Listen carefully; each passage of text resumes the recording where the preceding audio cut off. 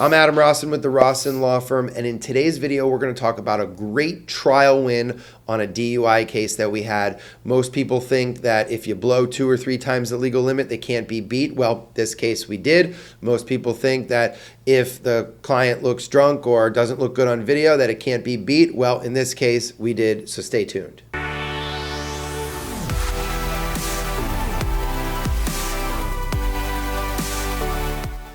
Now, in this case, our client, Kathy, got a DUI, and she came to us and she hired us. And as we're looking through the case, and initially it looked like a tough case. Kathy blew over 2 times the legal limit, 2.5 times. So she was over a .200 when the legal limit is .08. So she was over 200 when the legal limit's 80. If we move the decimal point, I think it makes it a little easier to understand. She also was in a parking garage driving on a booted car.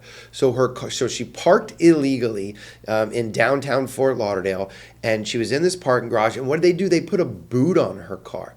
And she was actually stopped in the parking garage, making a very poor choice. She was trying to drive while the boot was on her car. So she's driving down this parking garage, and it's like kind of gun.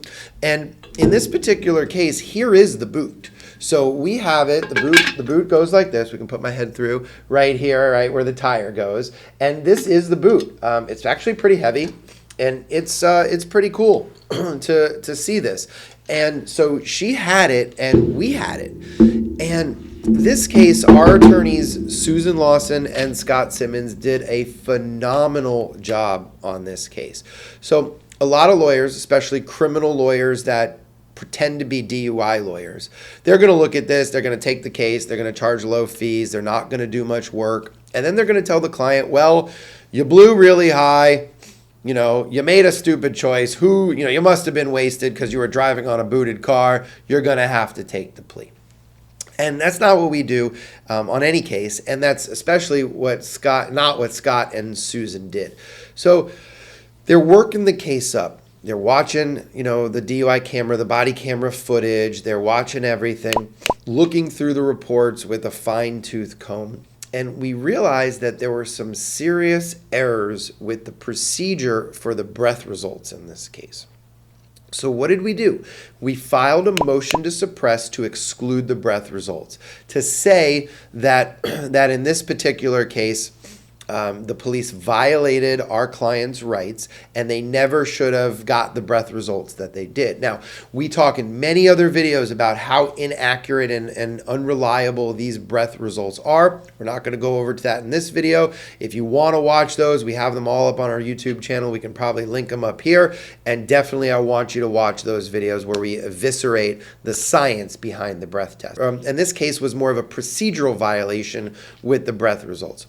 So they filed a motion to suppress. They argued in front of the judge, and the judge agreed with us that the police violated her rights. They violated the procedure. And so what the judge did is she suppressed the evidence of the breath results. So what that means is if we wanted to go to trial, the prosecutors were prohibited from mentioning anything or bringing in any type of evidence that our client blew 2.5 times the legal limit. Now, when I talk with clients, a lot of times I tell them to think of their case as a fancy ice sculpture, maybe an ice swan that you would see at a wedding, right? And how did that swan or that fancy ice sculpture get there? Well, it was an ugly block of ice, and it was chipped and chiseled and polished and shaved over time into something beautiful. And a lot of our cases are like that. So in this particular case, we chipped a huge chunk of the prosecutor's evidence away, which was this scientific breath test, right?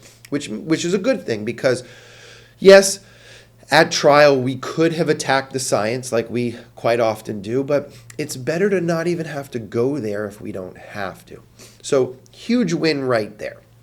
Well, then as we're looking at the case, and the client was very adamant about going to trial, so we said, yeah, let's go, right? Let's rock and roll, let's go to trial.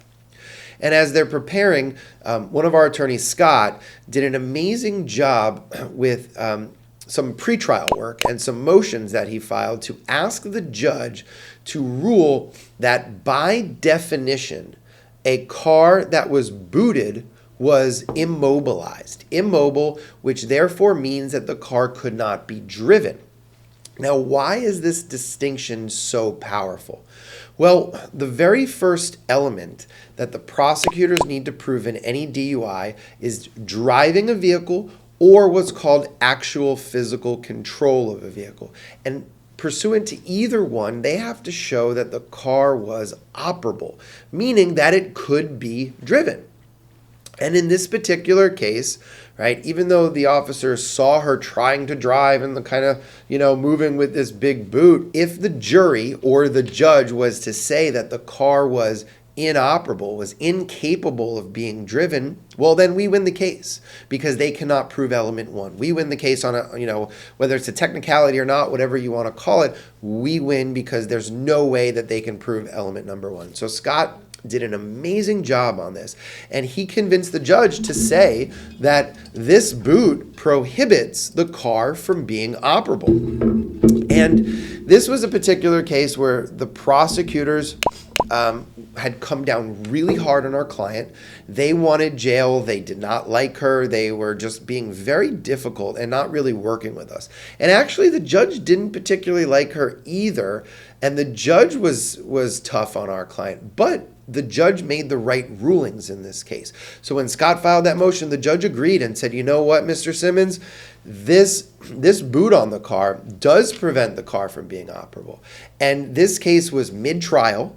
So, here we are after a day of jury selection, and, they started trial testimony, and all of a sudden the judge makes this ruling. Well, guess what? The prosecutor's entire case fell apart. Case was dismissed. Very happy client.